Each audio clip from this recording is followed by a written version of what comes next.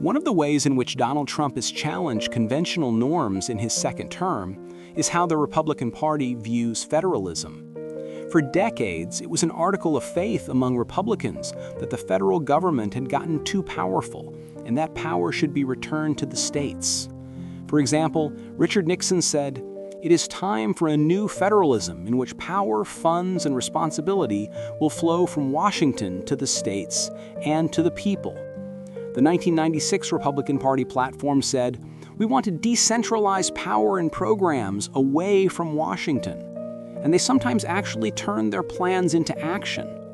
For example, in the mid-1990s, after Republicans won control of both houses of Congress for the first time in more than 40 years, Republicans passed a welfare reform bill that returns some responsibility for welfare programs to the states, a bill signed by President Clinton.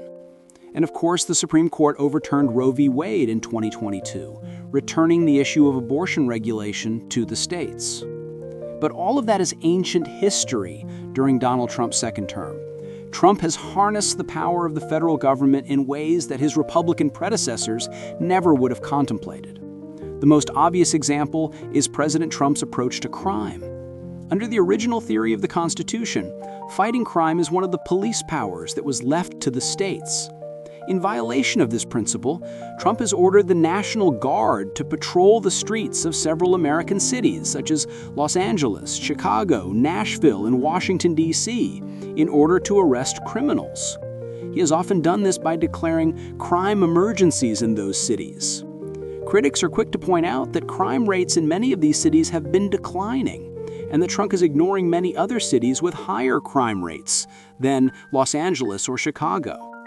In September 2025, a federal judge ruled that Trump's use of the National Guard in Los Angeles was illegal, a decision that will likely be appealed to a Supreme Court that has demonstrated unusual deference to the president.